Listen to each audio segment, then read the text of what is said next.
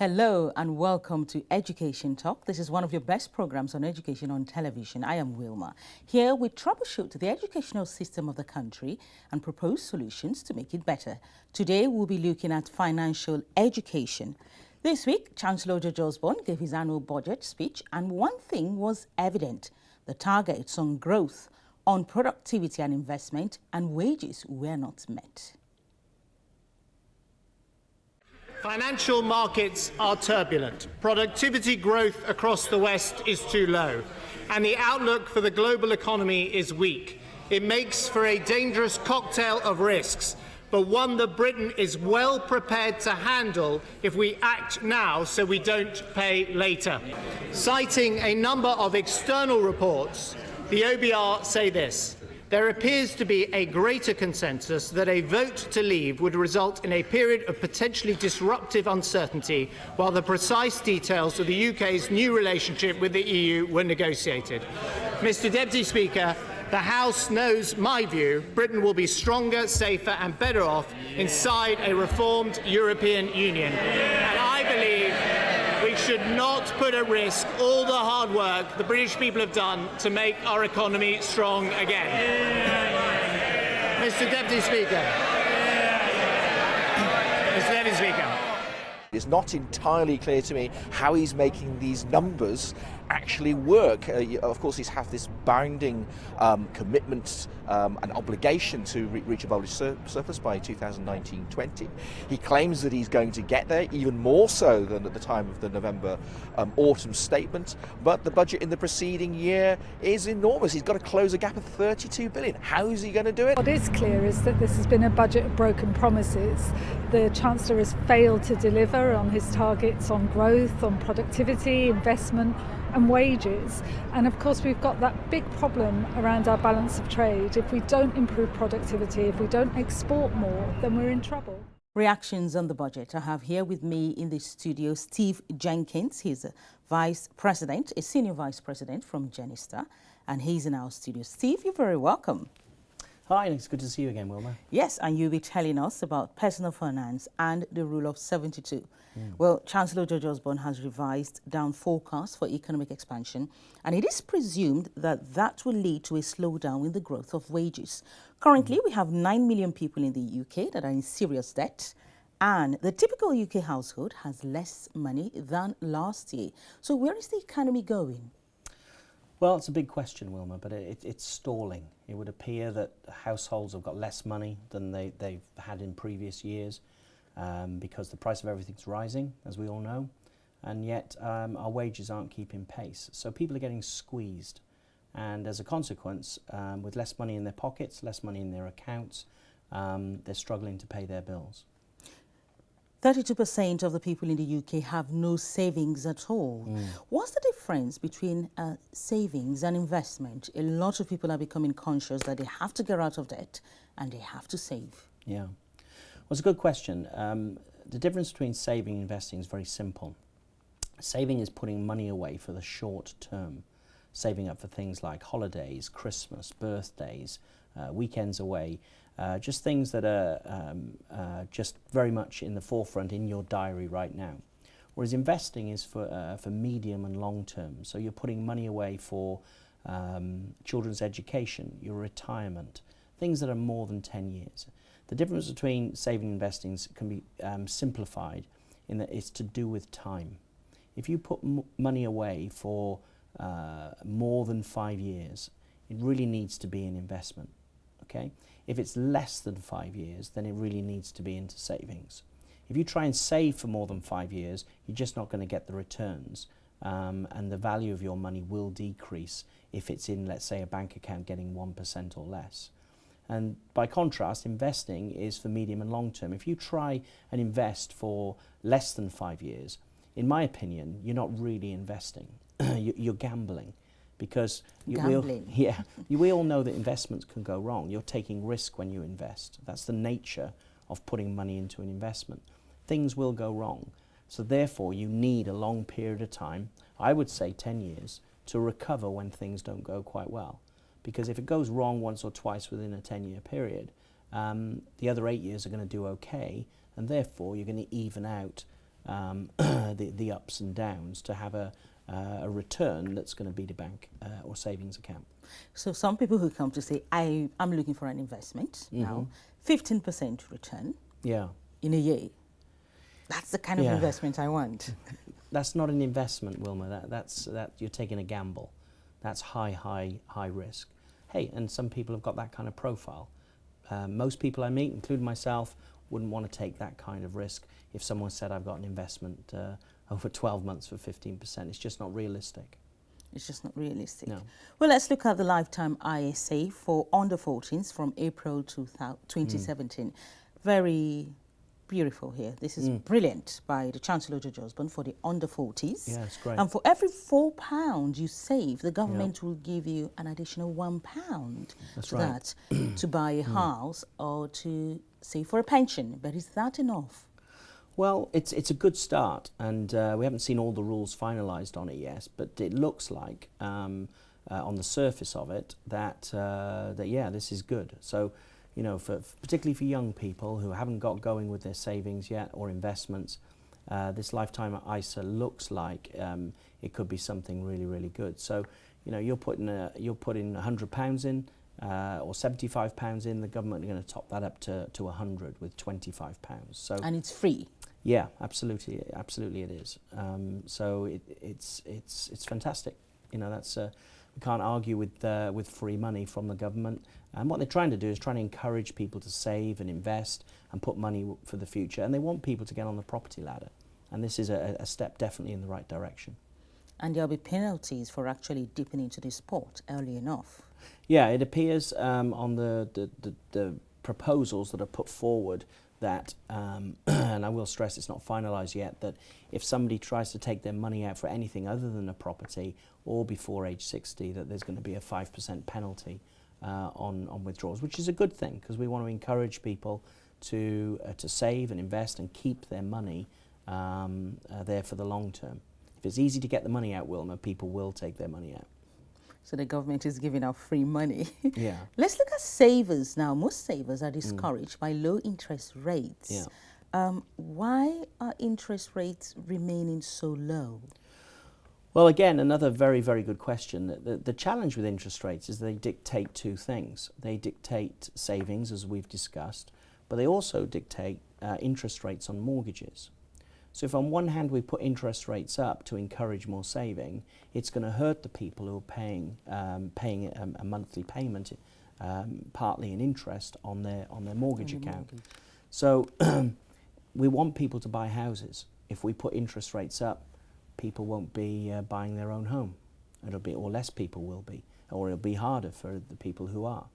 So on one hand, we want people to save, but on the other hand, we want people to buy property. So, you know, you can't have both, I'm afraid. So what other options do savers have? Well, I think there's a couple of things to understand first, and that is that you've got to look at savings as a short-term thing.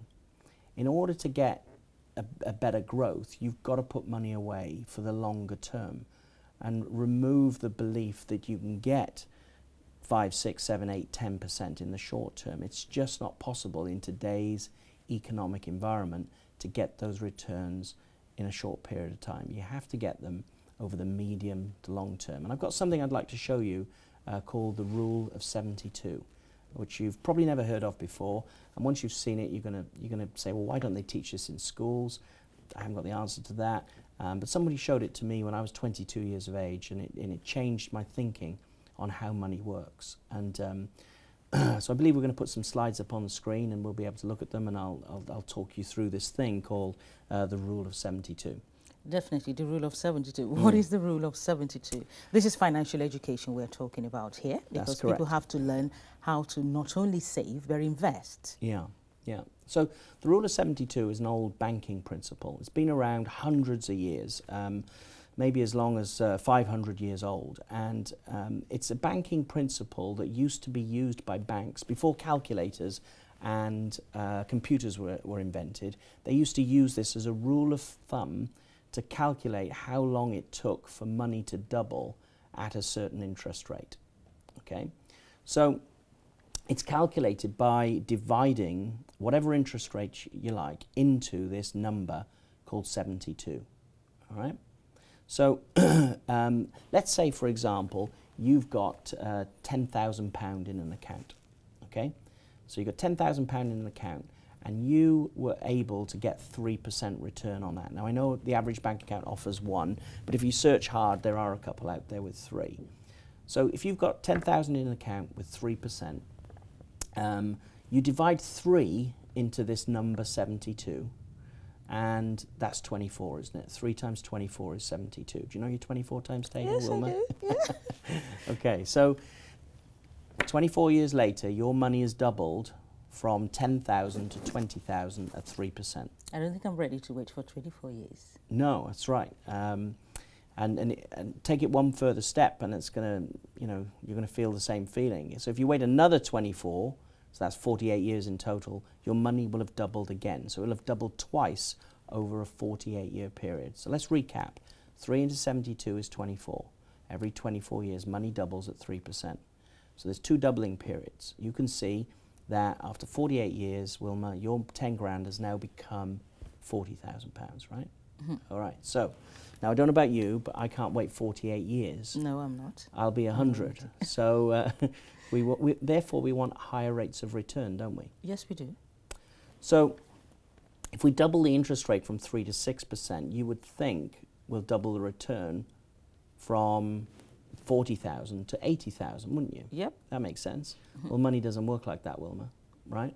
Have a look at the next slide, okay? 6 into 72 is 12. 6 times 12 is 72. So every 12 years now, money's doubling. And you can see on the slide at the bottom, it's got to 160,000 now. So it's quadrupled, not doubled. Brilliant. Isn't that interesting? Okay. Albert Einstein said that the 8th wonder of the world is compound interest. A lot of people think he invented the rule of 72. He didn't, but he gave it credibility by announcing it's the 8th wonder of the world. The rule has been there all the while before. Oh yeah, you can Google this. It's on the internet. My company doesn't own it. Nobody owns it. It's like the law of gravity or the Pythagoras' theorem. It's a rule, and you can Google it and find it. It's in Wikipedia. It's all over the internet. It is knowledge. It is, I call it common knowledge, but yes, it is not practiced by many. No, and it's because it's not understood. So hopefully within the next 10 minutes, people will have this and understand it. And I was fortunate enough to learn it myself at 22 and have benefited from it. So let's go through the next bit. So if we've learned by doubling the interest rate, we can double the return, quadruple the return. Therefore, if we double it again from 6 to 12, quadrupling the return would turn 160 into 640, wouldn't it? Because it's quadrupling it. So let's have a look how it works. 12 into 72 goes 6. So every 6 years now, your money's doubling. So you can see that it's compounding faster. After 24 years, it's now turned into £160,000. But here's where the magic is. Try and imagine what it'll be worth after 48 years. And I'll bet you didn't think it's going to be worth 2.5 million. See, that's the rule of 72 working right there. Okay, now, here's the challenge. Most people don't have the rule of 72 working for them. They have it working against them.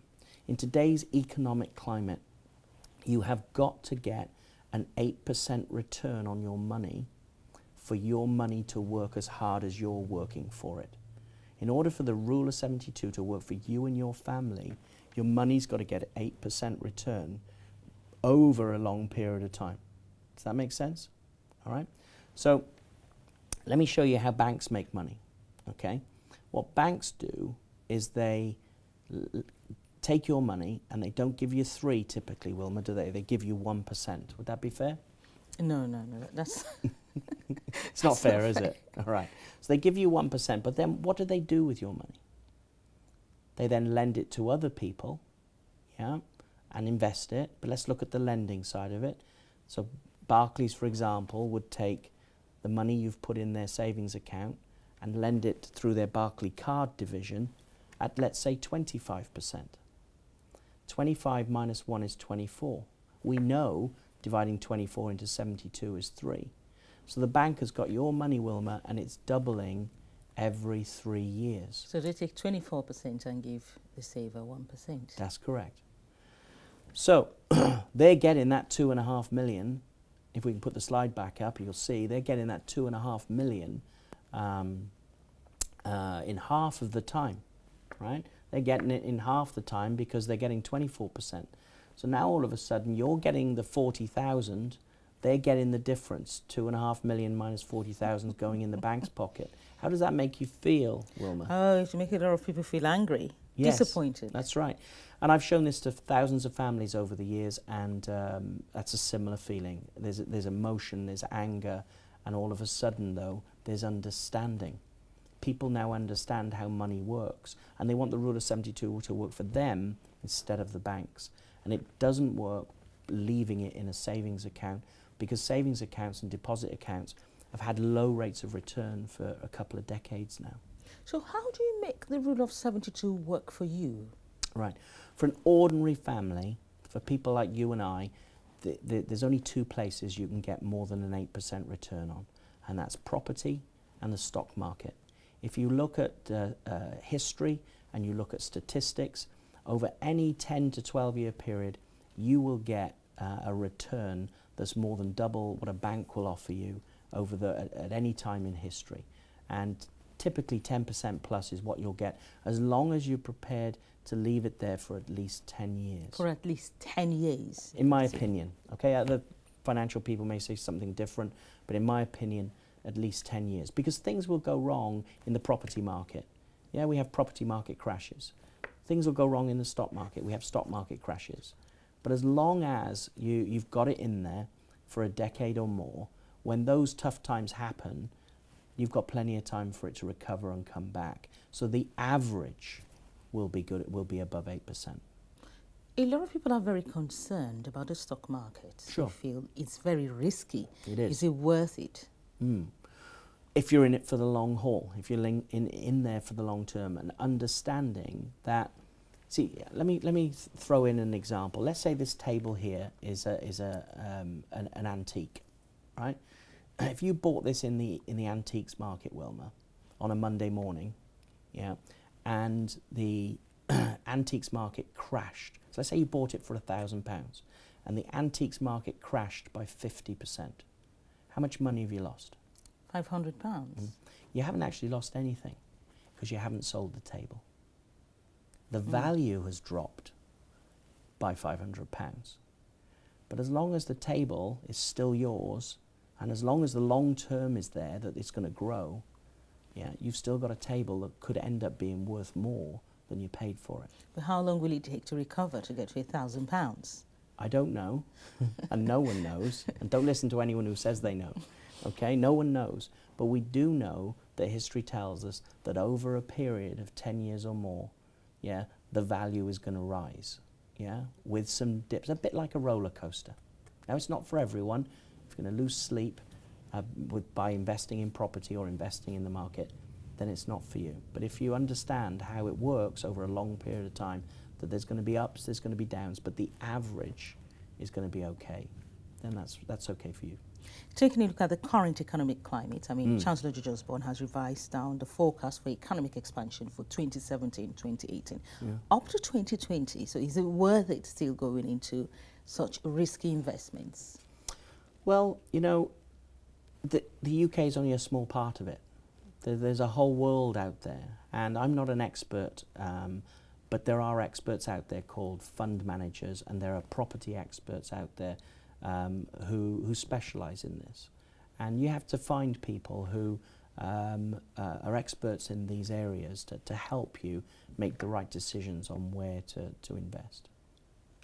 And where does Genistar come in?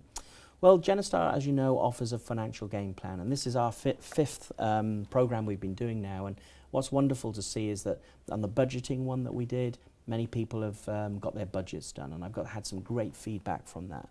Many people have got financial game plans, and that's really working well too. Where Genistar comes in this particular area is that if someone emails me or texts me requesting a financial game plan, and my numbers and email address, etc., are on the screen, at the bottom of the screen there, we will get a financial game plan organised. Once that's happened, that then leads to introducing to our preferred experts in investing in property and investing in the stock market for those that are in a position to be able to do that. What about those who say have no money to save or invest? Yeah. Well, first of all, buying a property in the UK is expensive for most people. However, the more north you go, the cheaper the properties are. And we've got many young families who cannot afford to buy a property on the property ladder, not living in the property, but on a property ladder from an investment point of view in the north of England. And that's working really, really well. Is it worth going up north? Absolutely, because you can buy property up there for less than 50,000. Whereas the average property in the south is more like 200,000. So at least people are now getting on the ladder, and as the years roll by, the equity in that property is going to grow, which means that, you know, if they want to buy down here, they've got something now to leverage into buying a home maybe in the south. Getting on the ladder is the hardest part. Once you're on the property ladder, you can move up. Okay. Now, in terms of people who've got no money right now and no savings right now, they need to start with a budget, which we can organise, as you know, then move and get a financial game plan done, and start getting out of debt and start moving towards being able to save some money. Now, this is an opinion, not a fact. It's just one of my strong opinions that I believe everybody needs a secondary income. The very first show we did talked about the fact that 95% of people get to 65 years of age and they're broke. They haven't got any horrible. money. Yeah. It is. Therefore, that proves to me that having a job is not enough. Everybody needs a secondary income. And as you know, Wilma, Genistar is looking for people who want to learn our financial education, not just for themselves, but to teach it to other people. And many of our associates who've become were clients originally, want to share our education with other people and make themselves a decent part-time income of somewhere between £500 and £1,000 a month for a couple of evenings worth of work, teaching people this financial stuff. Making people aware of what they need to do now. That's correct. Let's look at the lifetime ISA. It's just for those that are under 40s. Now, what about those over 40? Yeah, what I'm options one of those. do they have? Yeah, the government hasn't got an option for them at the moment. So what we have to do is we have to do something different. We have to look out for ourselves. And I go back to if someone's over 40 and they haven't got savings and they haven't got investments, then they need to get a financial game plan done. And I did one this week for a family, and it was nice to see that they had 2 or 3, I think it was 3 properties, one they lived in and 2 they got rental income coming in.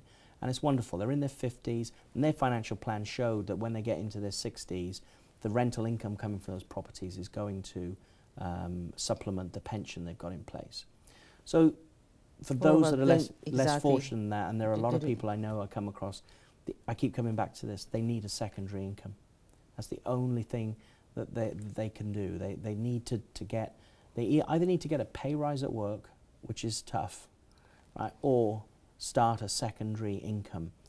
And the best way of doing that is getting a self-employed small business in their spare time where they can generate more funds. Which they would invest, not to spend on other things. Absolutely. Initially to pay any debt off if that's relevant, but once that's taken care of, then to start saving it and stroke investing it. Certainly paying mortgages off quicker, which we can help people do, and certainly looking out for their future. I think we'll talk about that next time, Definitely. how to help people pay their mortgages off quicker. Yes, we'll do that. Thank you so much, Steve. Thank you for coming on the program. Thank you. This is Education Talk. Today we've been talking about personal finance and what you need to do regarding savings and investments. If you have any questions, you can send emails to educationtalk@loveworldtv.co.uk. Enjoy the rest of our programs.